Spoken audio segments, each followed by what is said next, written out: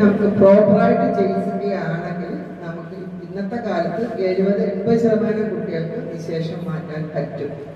പക്ഷെ ഇവിടെ ഒരു പോയിന്റ് എന്താണെന്ന് വെച്ചാൽ പ്രോപ്പറായിട്ട് ചികിത്സ എന്ന് പറയുമ്പോൾ ചികിത്സ വളരെ ചിലവേറിയതാണ്.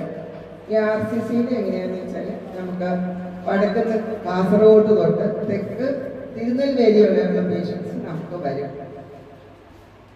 മെജോറിറ്റി ഓഫ് ദ പേഷ്യൻസ് എല്ലാവരും പൈസക്ക് തീരെ ബുദ്ധിമുട്ടുള്ളവരാണ്. ഒത്തിരി സ്കിൽഡ് അവർക്ക് അച്ഛനും അമ്മയും തന്നെ സ്ഥിരം ജോലി ഇല്ലാത്തവരാണെങ്കിൽ അവര് അച്ഛനും അമ്മയും കുഞ്ഞും കൂടി ഇവിടെ വരുമ്പോഴത്തേക്കും അവർക്ക് താമസ സൗകര്യം വേണം. അവരുടെ ജോലി നഷ്ടപ്പെടുന്നു. താമസ സൗകര്യം വേണം, കുട്ടികൾക്ക് പ്രത്യേക ഫുഡ് അത് വേണം, ട്രാവൽ എക്സ്പെൻസ് വേണം, നീറ്റ്നസ് കീപ്പ് ചെയ്യണം. ആദ്യമൊന്നും ഒരു പൈസ പോലും പിന്നെ അവർക്ക് ഫ്രീ ആയിട്ട് കിട്ടുമായിരുന്നില്ല. ഇപ്പൊ ഒരു 10-15 വർഷത്തോളമായി ഗവൺമെന്റ് കുട്ടികൾക്ക് ഫ്രീ ചികിത്സ കൊടുക്കുന്നുണ്ട്. ഫ്രീ ചികിത്സ ഗവൺമെന്റ് ഫ്രീ ചികിത്സ എന്ന് പറയുമ്പോൾ ഒരിക്കലും ഫുൾ ട്രീറ്റ്മെന്റ് കിട്ടില്ല. RCCയിൽ അവൈലബിൾ ആയിട്ടുള്ള ഡ്രഗ് കൊടുക്കും. പക്ഷെ മരുന്നിനേക്കാളും അതിന്റെ ഇരട്ടി ചെലവ് ഇവർക്ക് വരും. ഇവർക്ക് മറ്റു കുട്ടികളുണ്ടെങ്കിൽ ആ കുട്ടികളെ അവർക്ക് വേറെ എവിടെയെങ്കിലും നിർത്തേണ്ടി വരും. അതല്ല വേറെ നിർത്താൻ പറ്റാത്ത കുട്ടികളാണെങ്കിൽ അവർക്ക് അവരെ ഇവിടെ കൊണ്ടുവരേണ്ടി വരും. അവർക്ക് പ്രത്യേകം വീടെടുക്കേണ്ടി വരും. ഒത്തിരി പറഞ്ഞാൽ തീരെ ചുരുക്കി പറഞ്ഞാൽ മരുന്നിന് 1 ലക്ഷം രൂപ അവർക്ക് ചെലവാണെങ്കിൽ അവർക്ക് ആ 1 ലക്ഷം രൂപയുടെ മരുന്ന് എടുക്കണമെങ്കിൽ അവർക്ക് 3 ലക്ഷം രൂപയുടെ ചെലവുണ്ടാവും.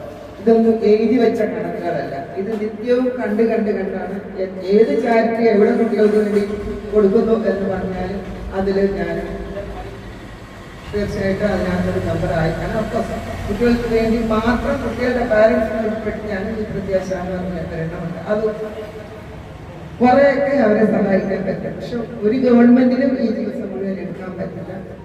ഒരു എന്താ പറയുക NGOയ്ക്കും ഈ കുട്ടികൾക്ക് വേണ്ടുന്ന എല്ലാ ചെലവും എടുക്കാൻ പറ്റില്ല. അതുകൊണ്ട് തന്നെയാണ് നമ്മൾ ഈ പ്രോജക്റ്റിനെ കണിക എന്ന് പേരിട്ടിരിക്കുന്നത്. ഡ്രോപ്പ് പല ഡ്രോപ്സ് കൊണ്ട് നമുക്ക് എന്തെങ്കിലും ആവുന്നില്ല, എന്തെങ്കിലും ഒരു സഹായം ആർക്കെങ്കിലും ചെയ്യാൻ പറ്റുന്നത് ചെയ്യുക എന്നുള്ള ഉദ്ദേശത്തിലാണ് ഈ ഇങ്ങനെ ഒരു പ്രോജക്റ്റ് എടുത്തിരിക്കുന്നത്. ഞാൻ പറയാനാണെങ്കിൽ ഒത്തിരി ഞാൻ ദീർഘിപ്പിക്കുന്നില്ല. പക്ഷെ ഈ ഒരു പ്രോജക്റ്റിൽ കൂടെ എന്താ പറയുക കുട്ടിയുടെ ചികിത്സ മാത്രമല്ല നമ്മൾ പിന്നെ ഉദ്ദേശിക്കുന്നത്. ആ ഒരു ഫാമിലി ഏതെല്ലാം വിധത്തിൽ